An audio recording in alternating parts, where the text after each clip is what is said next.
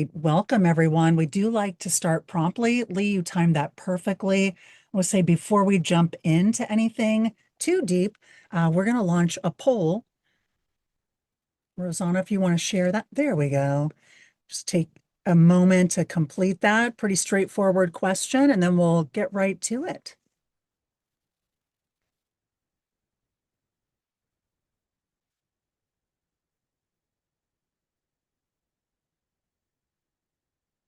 All right. So hello again, and thank you for joining us today. We're going to discuss recent changes to solar policy and what you need to know to go solar now. Our presentation is going to start right now. And so just to let you know, this webinar is being recorded. The recording and slides will be sent to registered attendees within a couple of days. If you want to submit questions, just click the Q&A. There's an icon there in your Zoom window at any time during the webinar, and we will answer those at the end of the presentation. All right. Today's presenters include myself, Nicole Withrow, Director of Sales for Collective Sun, and the one, the only Lee Barkin, Chief Community Officer Extraordinaire at Collective Sun. We are going to discuss what the big, beautiful bill, which we will refer to as OB3, what that means for nonprofit solar projects, what's changing, what's staying the same, and how you can still benefit from substantial savings and developments to watch for in the coming weeks. All right, the information presented today is for educational purposes only and should not be construed as tax or legal advice. We do ask that you consult your tax advisor or legal professional for personalized guidance. Lee Barkin, you want to add anything before I jump into it? Just the obvious, I am a CPA, but not a year CPA. But what that really means is that tax law is complicated and there are exceptions, and then there's exceptions to exceptions. So somebody who's familiar with all of the facts and circumstances in your particular case is the best to opine on your particular case. So please don't rely on this information, without appropriate advice and consult. And then the other obvious is that today is July 31st. So if you're watching the web archive, lots of stuff could have changed by now, and it is a very fluid, dynamic situation. So you also want to check in and make sure everything that you hear today, is up to date. For those of you watching live, welcome aboard, buckle up, and here we go. All right, inquiring minds want to know, who is Collective Sun? So we are a solar finance company dedicated to financing solar and solar plus storage projects for mission-driven nonprofit organizations nationwide. We have a collaborative culture and a commitment to clean energy and nonprofits. Because education is paramount to informed decision-making, we are also dedicated to providing the educational resources on solar energy and tax benefits that nonprofits require to make informed decisions on their solar journey. Since 2011, we have funded hundreds of solar projects for nonprofit organizations, freeing up their resources to serve their communities. Our team of seasoned experts have a unique understanding of financing challenges that nonprofits face, and we have the tools to overcome those challenges. We provide financing tailored specifically to nonprofit organizations and put safeguards in place at every stage of the solar construction process to mitigate risks and safeguard project integrity. We currently have over 31 megawatts of solar projects across 24, soon to be 25 states, totaling over $84 million in solar projects. And now that you know a little about Collective Sun, I'm going to hand it over to Lee, and Lee's going to walk us through what you need to know about OB3. Lee? Great, thank you. And thank you for calling it appropriately OB3. There's a lot of different names for this bill. We're opting not to call it big or beautiful and just stick with the OB3 moniker.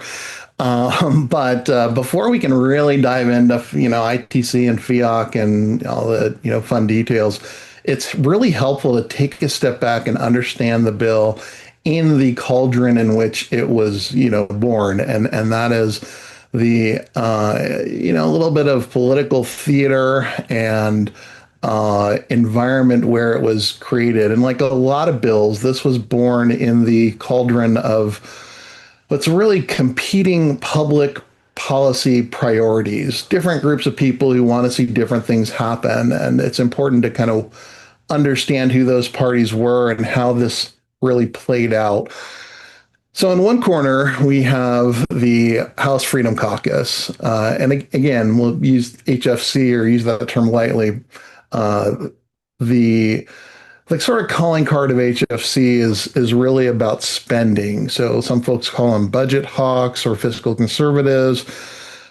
But I want to emphasize there's really nothing wrong with, a public policy position that says we want to spend less and we want to be aware of the deficit. So there's deficit, there's folks concerned about the deficit. And then there's Freedom Caucus who are taking things to new extremes and new heights. But at a high level, when you think about them in this particular, sort of battle, it really was about spending and think of them as being budget hawks, in that context.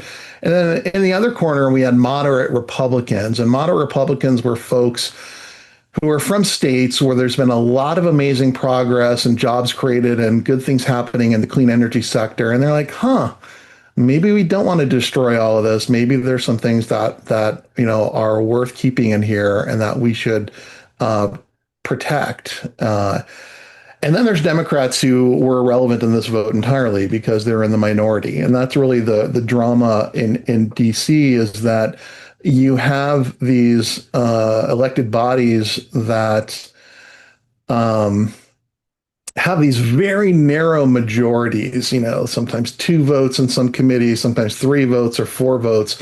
So anytime you get a caucus or a faction of people, a voting bloc, all like going, we're not going to vote for this unless we get our way on something, then you end up in these like really push and pull, tug of war sort of conversations. And so that's your, budget hawks versus moderate Republicans is your basic like 2D game of chicken of, someone has to give up for something to get passed.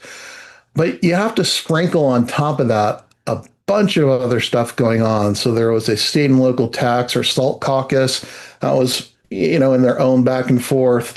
There was, Medicaid issue was a very big one. And so all of these kind of spread the game into more of a 3D chess. And it had to all culminate because there are some very specific rules with reconciliation, the Byrd rules, that require a zero impact on deficit, which essentially meant that if you spend some more over here, you have to take something away over here. And so in this bill, where the front and centerpiece of the legislation was extending tax cuts, you had to sort of pay for that somewhere else, and you had to take something away from one person and one group to satisfy this need for this to sort of balance at the end of the day.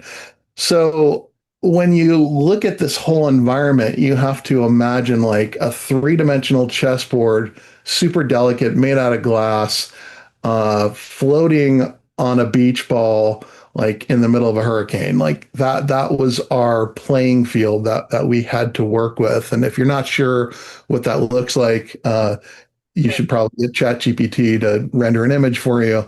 But the subtle thing about this is that you'll notice that they're all the chess pieces are the same color.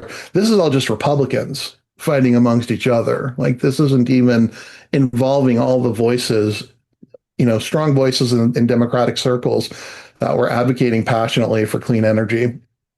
So the bill went through, I don't know, half a dozen versions that varied from extremely restrictive. I mean, from one end of the spectrum was full repeal of ITC unless you start construction in 60 days.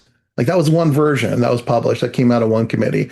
And there were other versions on the other end of the spectrum that came out that were like full solar ITC for 3 years and then a slow phase down for a couple of years after that. And they were actually quite comfortable. So all of this kind of came to a head after it passed the House and then went to the Senate. And then the Senate was at the very last minute, their version said there's going to be 3 years of ITC. So you got to place your system in service by 12/31/2027. And it's worth noting that the fights weren't just about how many years the ITC would last, but around the language of the ITC. Is it beginning of construction or placed in service? And think about those things for a second. If you pick a date, any date, and you say the rule is that you have to have solar by 12/31/2027. If you say placed in service by 12/31/2027 versus begun construction by 12/31/2027, like those are very different constructs. And so what you had was Freedom Caucus folks who were like, no, it's got to be a place and service date because otherwise you're going to have too many of these loopholes where you're going to have people rushing in to start a project and then you've really blown a big hole and you have, a big aperture for more projects to get through. So Freedom Caucus members wanted this, place and service date, and moderates wanted this start of construction, beginning of construction date. And they ended up kind of splitting the baby, which is why when you see the rules in a couple slides from now, like they're kind of weird. Why are they all over the place? And that's because in order to get out of one committee into another committee and get the votes that were needed, they had to agree to this 12/31/2027 place and service date. But then at the last minute, a couple of Senate Republicans lobbied Thune to throw in a wraparound amendment like, okay, yes, place in service by 12/31/2027. But if you can begin construction within a year, then you have the normal runway, which has already been established as 4 years. And it could actually go longer than 4 years, but we don't need to get into that. And that gave comfort, especially to utility scale folks, because utility scale folks, you can run into issues and through no fault of your own, have a transformer that, needs to get added or gets delayed. And you could have runways that go for years. And so, they were obviously pleased by getting this last minute and the wraparound amendment, something called as a substitute amendment, that introduced this sort of antidote of, well, okay, it's 12/31/2027 place in service, but the other pathway is begin construction within a year. And so they kind of all coalesced on that, and it went back to the House. And you have to remember at this point, it's July 3rd, and the House, they have to vote yes or no. They don't get to like pick pieces and, pick and choose pieces. And Freedom Caucus members were already up in arms, like, we're not going to vote for that. Hell no, da, da, da, da. They were already upset at, all of the changes that were made in the Senate. Because remember, as it goes through each stage, each group says, thank you, that's nice what you did. And then we're going to like make our own rules about what we want to get out our committee. And it plays a bit of a hot potato game through all the different committees and bodies that this has to get through. So Thune puts in his wraparound amendment. Freedom Caucus members get really upset. It's July 3rd. It seems to be at a standstill. They're already on record saying they're going to vote against it. Hell no, hell no, hell no. So Trump calls everybody into the White House and says, gather around, children. No, I don't know. I actually have no idea what he said. I have no inside intel or information about what goes on behind White House, doors. But what was reported in that meeting is that, Trump said, okay, calm down, everybody. I know it says beginning of construction and you don't like that, but you have to vote for this bill. Like you are going to go back and vote for this bill. But don't worry about it because I have this magic little piece of paper called an executive order. And he probably already had it written, pulled it out of his desk and said, check this out. Like, I'm just going to change the definition of beginning of construction. Ha, ha, ha, ha. Won't that be fun? And I don't know if, Chip Roy was probably sitting in that meeting going, sir, no, I'm on. Nicole, I think we should make sock puppets for Chip Roy and President Trump next time. Maybe Andy Harris, also the House Freedom Chair. I would have loved. I have no idea exactly what was said or between the two. I'm guessing there's probably a lot of cursing, actually, that was going on. But HFC walked out of that meeting and smiled and went, oh, okay, we're all going to vote for this bill now. And they flipped. And it's been a bit of a pattern with Freedom Caucus. And they've been developing a reputation for this flipping, like coming out with a big, like, hell no, we're not going to vote for it. And then they all vote for it kind of a thing. There's been people calling them the House Folding Committee at this point. It's become a bit of a joke. Um, but anyways, they went back and they voted for the bill. The bill passed. Then 3 days later, as we were all, wondering why they folded, we found out because the executive order came out, and we'll talk about that in a couple minutes. Whew. So that's how we got here. That is the theater that brought us the OB3 and the sort of political dynamics and the competing public policy priorities that different folks had, and really sets the stage for why the rules kind of ended up where they ended up, and why some things that are coming, may come in ways we don't expect. But the first point I wanted to make was, when you get a copy of these slides, there's a hyperlink there. Go read the bill. I mean, everybody complains about how long it is and how complicated it is, but you know what? The sections we care about on this call, it's 20 pages. ITC and PTC, I've listed the page numbers there. Just go check them out. The one takeaway from this bill, which I'll emphasize, if you remember one thing from this presentation, is the urgency to start now. Like, everything about this bill screams, there is no reason to delay. The sooner you start, the more likely you are to defeat the impending policy mechanisms that are going to harm projects. So starting sooner equals better, no matter how you slice it across any of the components of the things we're going to talk about today. So, some good news. I put Solar ITC survives as good news. I know a lot of people are really disappointed that it got rolled back, but given what we saw from all those different half dozen versions, this actually came out as a fairly decent, like, I put it in the good news category, that we have an ITC through 12/31/2027. And if you can start your construction in the next year, by July 4th, 2026, you get 4 years, not just 4 years, but the end of the fourth year. And there's maybe even some wiggle room beyond that. If you run into issues, we could talk about. But that is some threshold that could have been a different story. We could have been having this webinar today saying the ITC has been eliminated effective today. So under the circumstances, I would say there's 2.5 very good years here of productive time to build a lot of projects and to prepare for what I would call a post-ITC world. And we'll talk about in future webinars, I'm sure. Some other good news: battery storage untouched. All battery projects, keep building, cranking. There's already some tax strategies we're kicking around about how we're going to bifurcate projects in a 2028 universe where they're going to be considered, well, how to structure them as qualified for the battery storage ITC, even though there's other things in them. You could see a separation and bifurcation in order to maintain eligibility under 4080. There's some really interesting sort of we nerd out on tax ways to do that. The bonus adders remain intact, so no changes.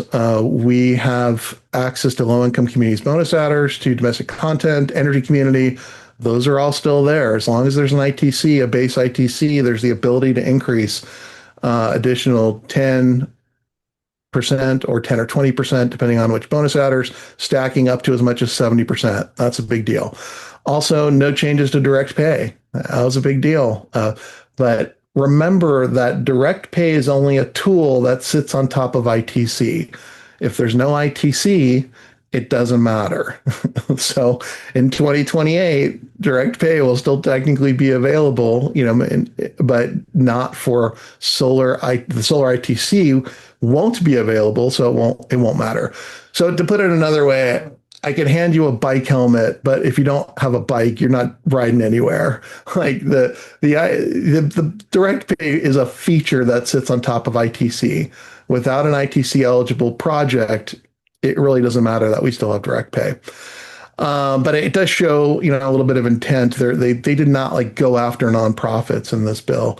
Similarly, they didn't really go after transferability either, which is a different, story. There's a little bit of a fiat tweak on transferability. If you're interested in talking about those, we can do that offline. But that remained intact.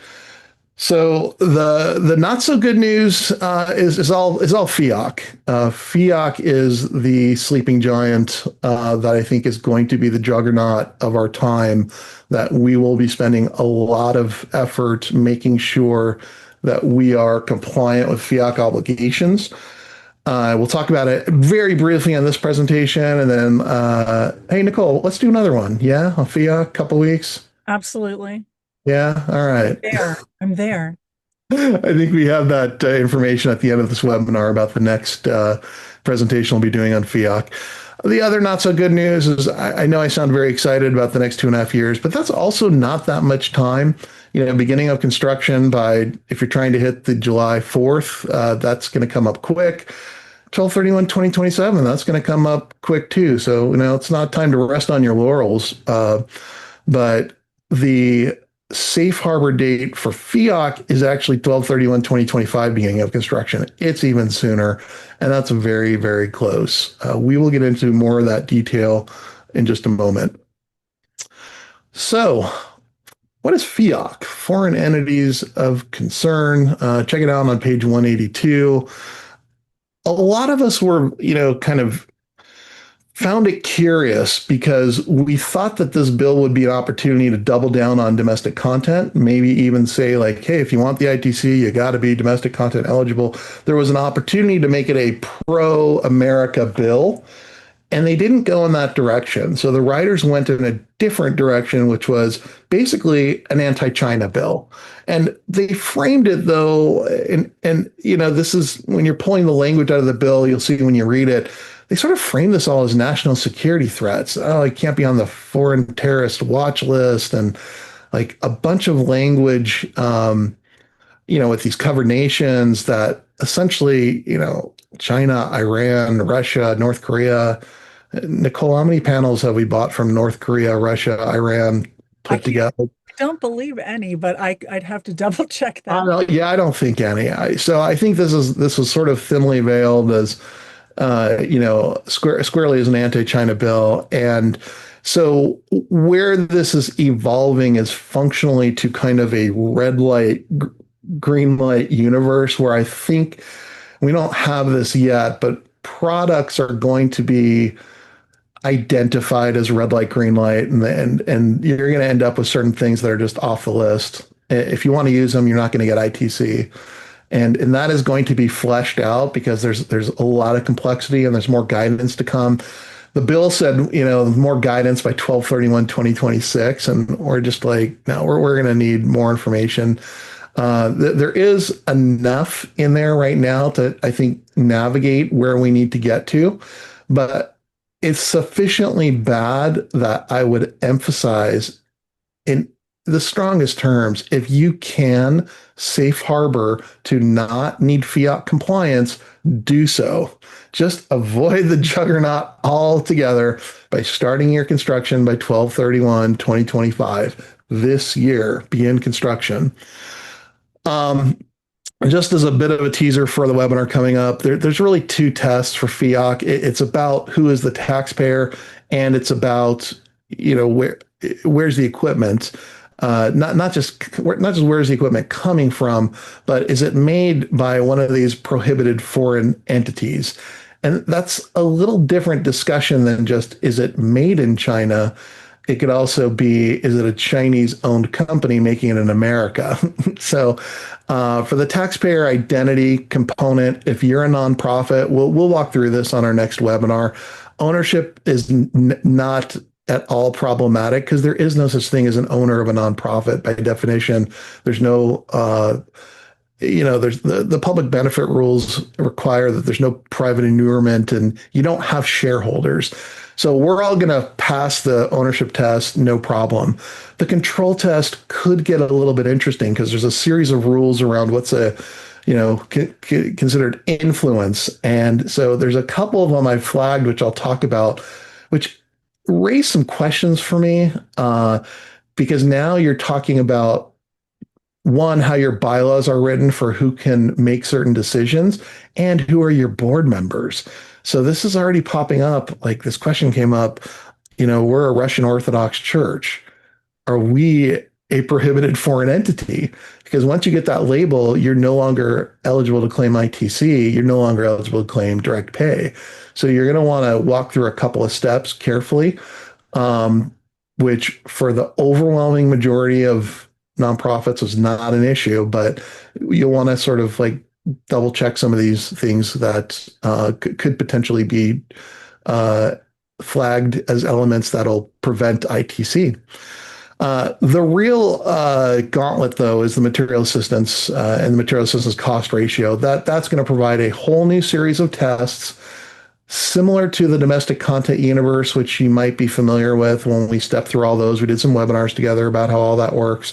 We're going to have to get everybody up to speed about how to calculate the material assistance cost ratio and how to not trigger the elimination of ITC with a foot fault by using the wrong piece of equipment. That's just going to end up being really important.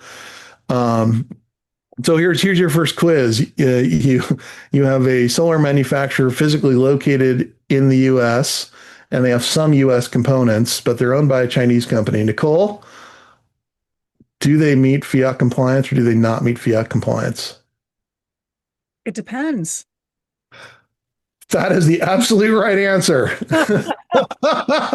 Favorite answer.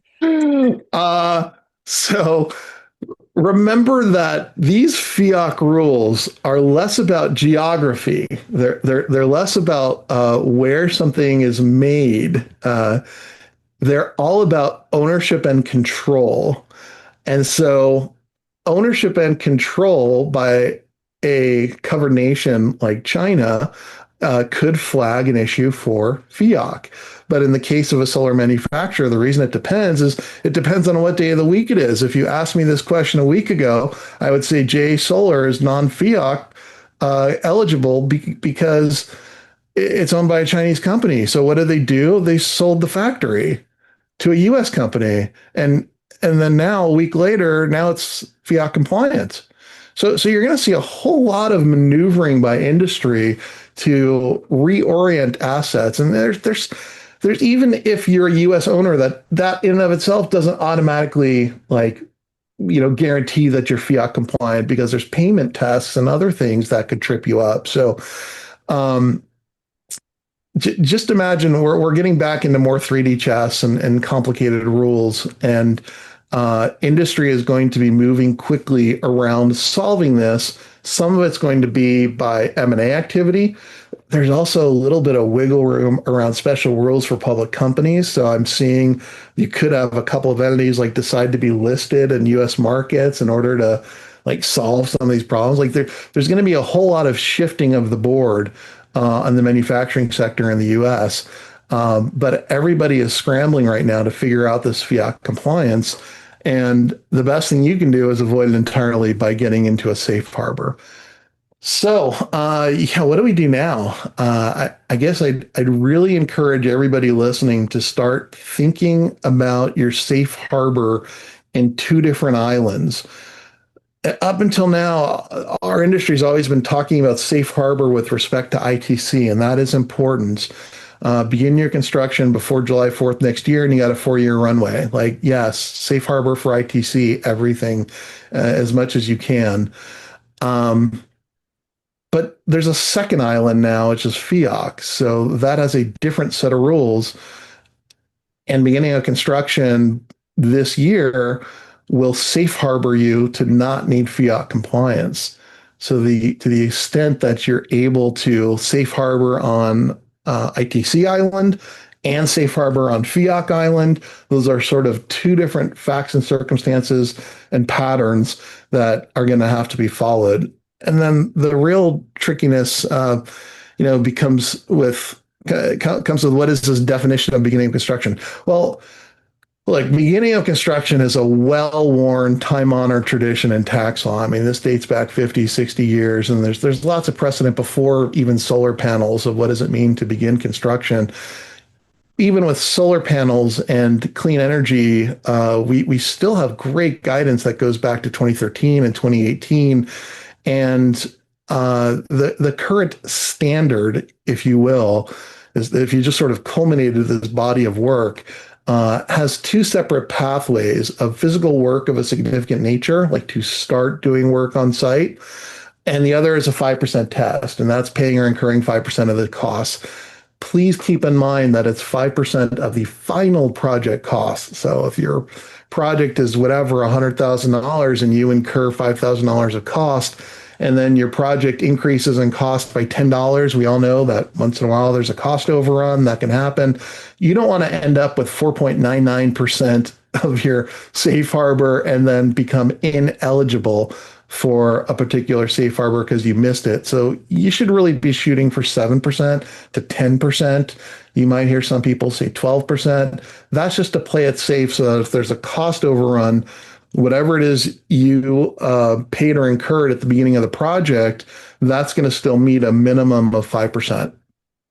Now, the tricky thing here is when you go through the bill, you will see that this safe harbor definition, this, 2013 and 2018 rules plus all the other rules, those were codified in the FEOC section.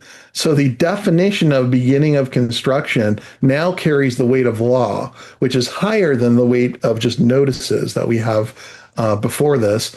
But it's only codified for FEOC. And a couple of senators made a mad dash to try to get this in at the last minute for the ITC side. They were unsuccessful. So you have this curious moment in time where there is a codified definition for FEOC, but not for ITC. So is there a hypothetical scenario where we could have two different definitions of beginning of construction? The answer is yes. We might have a threshold of beginning of construction that says one thing for your ITC test and another thing for your FEOC test. Stay tuned. Speaking of tunes, the executive order that came out basically threw all of this into ambiguity because it went straight for an attack on the definition of beginning of construction. And it effectively says, like, look, no more gamesmanship on this beginning of construction stuff. Like, we're directing Treasury to issue new rules that say, you don't get to use this definition of beginning of construction and safe harbor that way unless a substantial portion of a subject facility has been built. So nobody knows what that means. And I want to call your attention to a couple things. This EO is trumpet noise. And I say that with all due respect because you don't need an EO for Treasury to put out sub-regulatory guidance. At any moment in time, Treasury can, you can wake up one morning and Treasury can say, remember that notice we put out 6 years ago? It's gone. And they can say, hey, that notice from 12 years ago? Here's how we think about it now. Like this is a lower form. Sub-regulatory guidance has no notice period, has no comment period. It's just one day Treasury goes, this is kind of what we think about things. And it also cannot violate, it can't make law, it can interpret law. So the law is what the law is, beginning of construction, and it's up to somebody to make a determination of what they think that means. And historically, that has been interpreted very liberally. And I mean this across Democratic and Republican administrations. Like this has been over a decade of established notices and case law that has respected that these, sort of two tenets and two tests exist. So what happens now? We don't know. We don't know if the 5% test becomes a 51% test. We don't know if that test becomes, it just goes away entirely and says, no, sorry, now you can just use the physical work test. What we know is that the spirit of what this executive order is saying is like, you can't just go in the parking lot with a shovel, dig a hole and say, I've started construction.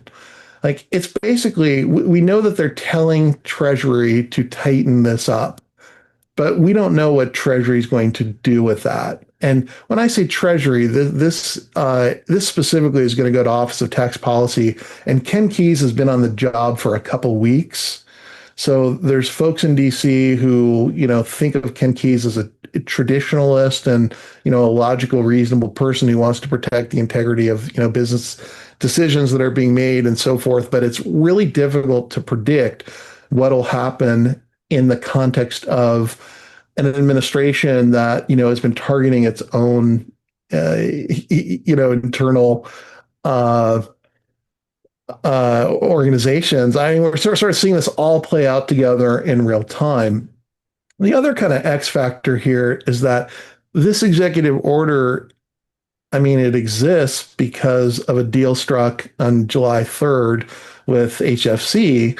And, HFC is losing a bit of its steam in DC right now. I don't know that Trump is like trying to win points with HFC by making sure, like Trump may go, hey, Treasury did what they did and call it a win, and say, sorry, HFC, that's what they did. I mean, he doesn't. There's the political chess that game is kind of over. And HFC, by the way, subsequent to all this, did the same routine where they folded on the Genius Bill, another bill for stable coins. Like they've been this perennial thorn, frankly. But they're big Trump supporters. I mean, they're big MAGA supporters. And so we just don't know how this all kind of plays out and whether or not this is really HFC or if this is Trump's attempt to take another bite at the apple, and, reduce, subsidies even further. All I know is that it's going to be incrementally worse. So, if you have the ability to safe harbor, you should. Now, this raises an important question about retroactivity. It is possible that they'll come back and say, this is the new definition of beginning of construction, and it started on the date of the EO, or it started on the date of enactment of the bill. And so you can go out and safe harbor today under the current rules, and you can then be subject to retroactivity. That seems less likely, but certainly possible.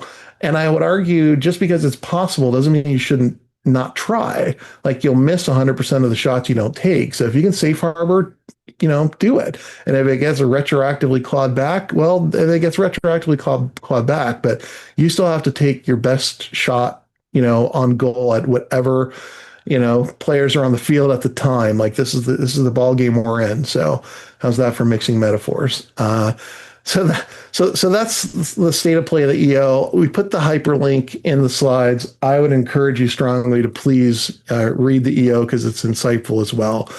So, Nicole, maybe we could bring you into this conversation a little bit about, what does it mean to begin construction? I mean, it's certainly there's facts and circumstances involved, and this is, our takeaway is going to be good record keeping and documentation of everything. But I heard a prominent tax attorney, being asked this question about, what is beginning of construction? And she said, well, it means you're pregnant.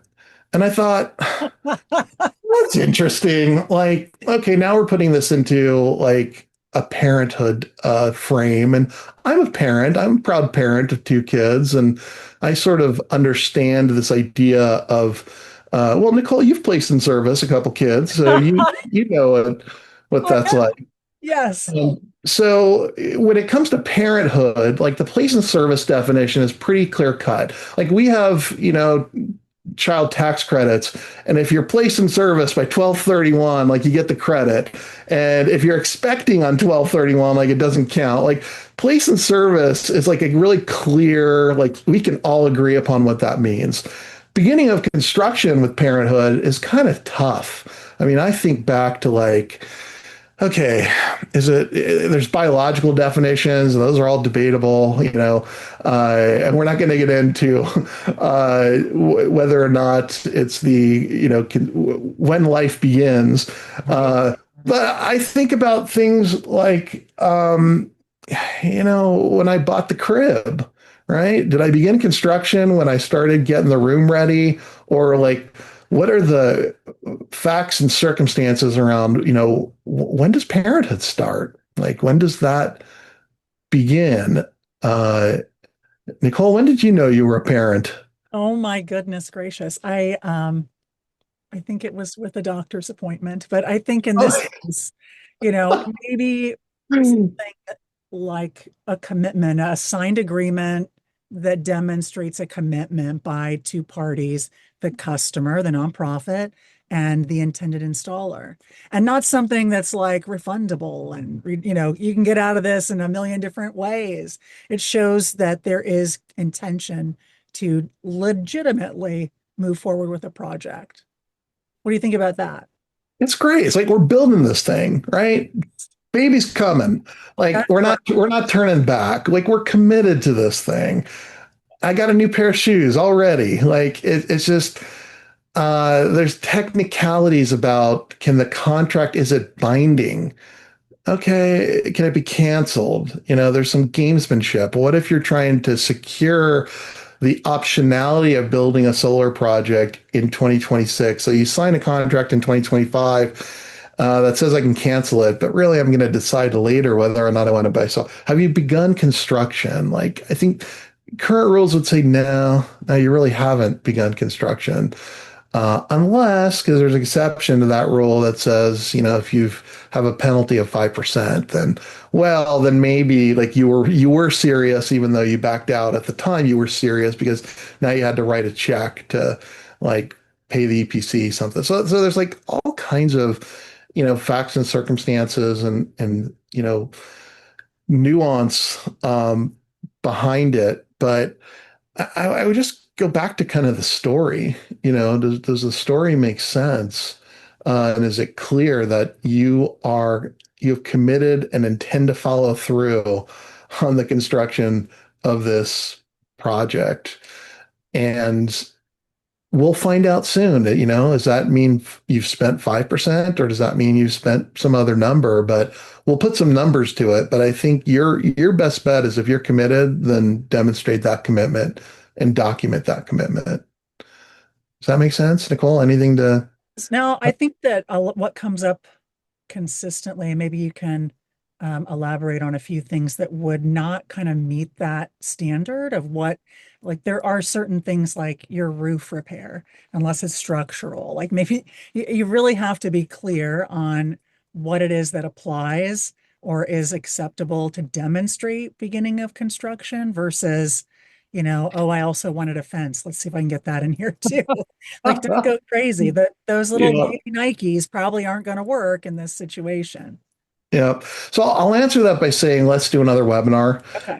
and let's dive in. But in the specific facts and circumstances you're describing, depending on which pathway of which safe harbor you're taking, physical work of a significant nature, they would say no, roof repair does not count.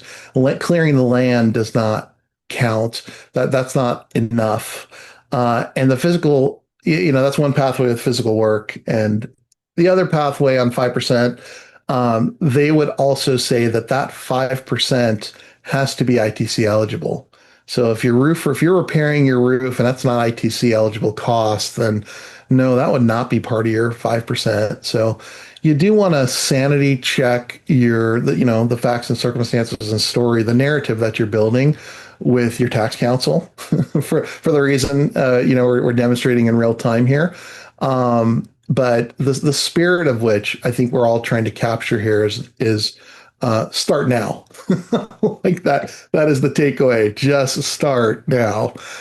Uh, so if you can start your construction between now and the end of the year, you're going to have 4 years for your ITC to the end of 2029 for your ITC safe harbor, and your FIAC's not going to apply. So that's your best universe. If you can get started between January 1st and July 4th, okay, now you got FIAC. You've still safe harbored 4 years for ITC, but you got FIAC, so you're a little worse off. And if you can't get it done by then, if you start your construction after July 4th, 2026, now you have to finish by 12/31/2027. You have FIAC to deal with. So again, if you didn't catch it, start now because just no matter how you slice all these different rules, the sooner that you start, the better off that you're going to be. So with that, why don't I pass the baton, Nicole, Uh, Uh, all right. all right, limited time here to share some things about solutions. So you guys might recall earlier in this webinar, I mentioned that we are a solar finance company. So we do have some great solutions for nonprofits that are looking to go solar. So we have our loan option, we have our SPA or subscription model, which is technically an energy services agreement for anybody that wanted bonus points today. So if you want to own your own system, the Collective Sun Solar loan, that might be the right fit for you. And the loan features a payment holiday during construction. That means no payments until the system's installed, no collateral requirement beyond the solar equipment itself, no personal guarantee required, no prepayment penalties, and a variety of risk mitigating best practice requirements are included in that loan product to protect your nonprofit. We also provide some project management support and installer vetting. The loan also includes the direct pay tax filing service and post installation performance verification. Say that 3 times fastly, Barkin. All right. And if your nonprofit is more aligned with a lease type structure where a third party designs the solar system, chooses a vetted, qualified installer, manages the construction of the solar system, owns the solar equipment, monitors the system's performance, is responsible for operations and maintenance, and provides a performance guarantee, then a subscription model like our solar power agreement or SPA may be the right fit for your organization. In this scenario, Collective Sun Foundation, that's our nonprofit, owns the equipment and you own the energy generated by the solar system. So you're going to see the savings right on your electric bill. You will with a loan as well, by the way. Um, I think the big kind of differentiator is kind of determining what's the best fit.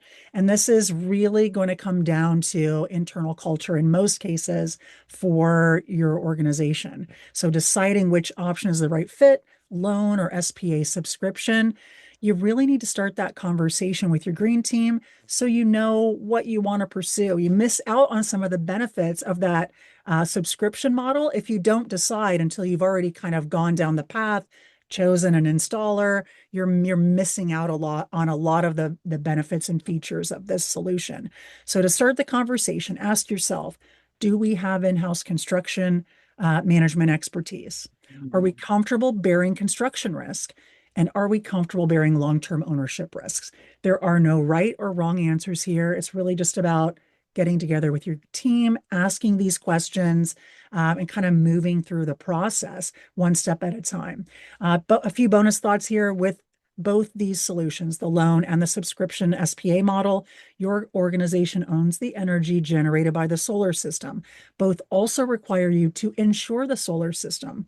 If you're considering a rooftop installation, both are also going to require that you have a roof that's ready to receive a solar system. So it should be in good condition.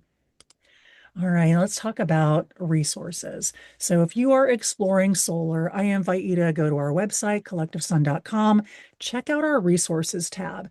You'll find information on Collective Sun, our experience and qualifications, how we protect nonprofits we work with. You'll find information on our products, the loan, the SPA, learn from other nonprofits by checking out the Solar Spotlight series. That's really a great series because it's about the solar journey of other nonprofits. And there's nothing better than getting the information straight from one of our nonprofit partners. Educational materials, excuse me, for solar champions can also be found here. Green teams will find this useful as well. It could be anything from the solar basics, how to compare solar bids, what to do after you go solar, but there's tons and tons of great information there. All right, Lee Barkin, can we chat? I don't know if we have time for the fireside chat, but I think it's important to try. Yeah, I'm mindful. We got a bunch of questions coming in too, so maybe we'll do a lightning round here, and then you can sort of moderate some questions as well if we have time for those. And please Absolutely. keep asking your questions though. Oh, I'm curious if you could help with just this idea, like if we have a nonprofit that went solar, they placed their system in service earlier this year. Let's just say March for kicks and giggles. What impact, if any, does the new bill have on them? And in the spirit of kind of TMI, their tax year end is 6/30. yeah, so you are safer than most, Okay. but our answer is still start your process as soon as possible. And this is where we'd reference our direct pay webinars and say, just begin doing your pre-filing registration immediately. Um, as soon as you have the window to file 5 months and 15 days after your last day of your tax year, get your 990T in with your 3468 and your 3800. Just do that as soon as possible.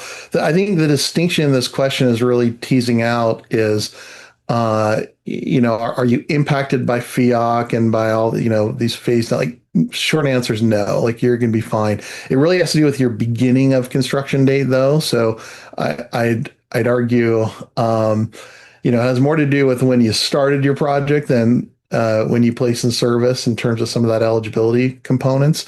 But if you started a project in 20 tax year 2024, you're going to fall under Section 48, not Section 48E, and you're going to be, you're going to miss all of the headaches that the rest of us just starting in our projects right now are going to get to enjoy over the next couple of years. In short, you're pretty safe, but get started. By the way, if anyone needs to review that direct pay filing process, that's the same. So you can go to collectivesun.com, go to the resources tab in the menu bar, select Inflation Reduction Act. And if you scroll down to resources, you'll see a direct pay checklist. There's an option you can download that form as a PDF. It's super helpful and it's there if anybody needs it. All right, let's see. Let me think of a And if you were smart enough to get a collective Sun solar loan, we're taking care of that for you. So don't worry about it. I'm going to make an executive decision here and just kind of go to these Q&A questions Awesome. because I think you covered a lot of these earlier. Let's see. Let me open this up so I can read it. I apologize. And while you're doing that, Nicole, can I also add, if we don't get your question today, because I'm just noticing the time, we will go back and answer every single question, and then we'll publish all the questions and answers to everybody who attended. So please don't worry if we don't get your question in the last couple minutes here, and please feel free to get in as many questions as you like into the queue. We'll make sure that we're taking care of everybody, and will not penalize you for my verboseness in speaking at extra length today and not leaving enough time for Q&A. So hang in there and let's see if we can get a couple in now, and we'll take care of the rest after today's presentation. Perfect. Thanks for covering that, Lee. Here's one. In order to utilize BESS or BESS, battery energy storage system, battery backup. There's so many different ways to say this. So just so everybody's following here. Wouldn't you need to include some form of renewable energy such as solar? Can the solar install be included in the overall BESS? So that is a great question. Let me answer that in parts by saying that historically, the earliest versions of the rule did not allow standalone storage. And so you had these very convoluted rules that made the the battery storage part of the energy property that shoehorned it into Section 48, as long as you had 75% or more of the power coming from a renewable source. There were like all of these rules to sort of get battery. So you had to do battery at the same time as your as your solar. All that went away with the IRA because standalone storage became its own thing, and it can independently become eligible for ITC. So now those are bifurcated. You don't have to worry about them in that way. So you're right at a point in time in the past, but no longer at the moment. Another one is if financing is the finance partner, the taxpayer, or the installing customer, and I'll just take that. So if they're doing a loan, the taxpayer is the nonprofit in this conversation. We're talking about nonprofits. If we're talking about a subscription model like the SPA, then the third party owner, which would be Collective Sun Foundation, is the taxpayer. Hopefully that satisfies that. Anything you want to add, Lee?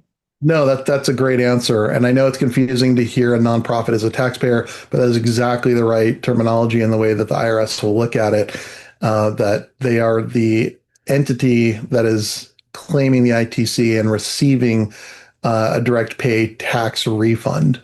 Right. How are we going to be able to document FIOC compliant? Well, I think that might be for our next webinar, but we can add some get some answers here if you want to. You're actually in luck because there's some parts in the bill that define at great length what sort of provisions and statements are going to be necessary. So thank you for asking that. We'll be sure to include it in the next conversation. I should probably read these There's before. certifications. There's some rules around certifications for what needs to happen. How can nonprofits ensure that the contracted builder is knowledgeable enough about FEOC to not specify any disqualifying project materials? Will guidance language be added to the contract between Collective Sun and the builder? So the reality is that the taxpayer, the ultimate owner of the system, will have to take responsibility because they're the ones signing under penalty of perjury. And you can document and create provisions in your EPC agreements all day long. But this is the exact same scenario we saw with domestic content play out. Yes, you took the words out of my mouth. Perfect. Yes, and what you'll find in the marketplace is some EPCs will be exceptional and knowledgeable, and some will be the opposite. And it'll be your responsibility. Uh, if you are the owner of the system as a recipient of a loan from Collective Sun or anyone else, if you go out and purchase the system, own the system, claim ITC through direct pay, that's on your shoulders. If you're pursuing a third-party ownership structure like an SPA or others, then it's all on the shoulders of that third-party provider. Let's see. What's HFC? I'm not sure. So I'm going to hand that Oh, off. so that's House Freedom Caucus. Oh, That is the group of budget hawks that competed in that political theater I described earlier. Although they've been affectionately relabeled the House Folding Caucus in recent days by some folks who have noted their proclivity for talking a big game and then folding at the last minute. okay. Let's see. We still got some time. I think we can get at least one or two more in here. Do public schools qualify as nonprofits eligible for, it says PPA financing. I'm going to let that slide. I'm very literal. Sorry, what was I was switching slides here so everyone has contact information. Sure. But do public schools qualify as Nonprofits eligible for our funding solutions. absolutely? Yeah. Can your loans be paired with other loans? They can. That's potentially a great solution. It would just depend on, how the other loan is secured. Does it make sense with our loan? But we take a look at it certainly and see if the stars align. I work for a nonprofit. Oh, yes. Well, that is great, Greg. We should probably connect offline and discuss that. Sorry. Again, I need to practice reading to myself before out loud. How worried are you about the IRS or other agencies slow walking different aspects like the tax credit adders? For instance, are the maps needed to determine eligibility still up? I thought some of the low income community maps were down. Low income's working, and that's not going to have new information until we have a new census. And then it takes time after that new census even. But energy community that has not been updated, although there was new information, right? Lee, do you want to add to that? Um, so there's a lot of conversation, and we're seeing this in other aspects of the federal government where there's been underfunding and limited services thereafter. I'm seeing something slightly differently here, which is especially with ITC and direct pay. That was the big thing people were worried about. What if they just decide to shut down a portal or something? The reality is this is codified. You're a taxpayer. You're eligible for a tax credit. They have 45 days, to pay before you can start charging interest. Like, I don't really see that scenario happening. I see more likely than not what's going on is that there are short-staffed agencies, Treasury in particular, that is slowing down things with direct pay in other places. And there could be delays that are involved, but they are probably from a lack of workforce, not from, a policy decision. As far as maps and other things like that, yeah, we have seen like intermittent, yeah, there's a problem and then it gets back up. There's a problem, then it gets back up. So far, those have been good. New energy community maps are out actually as of, a month ago. So that's all seems to be on track. All right, and I am noticing that we are at time. So out of respect for everyone else's time, because Lee and I could sit here all day and wax poetic, I just want to reiterate, first of all, thank you all for joining us today. I'm sorry we didn't get to some of the fireside chat questions. If there are questions that are similar in the Q&A, so we will likely cover some of that again in the recap. Again, that'll come out in a few days, and everybody that is a registered attendee will receive that. Thanks, everybody.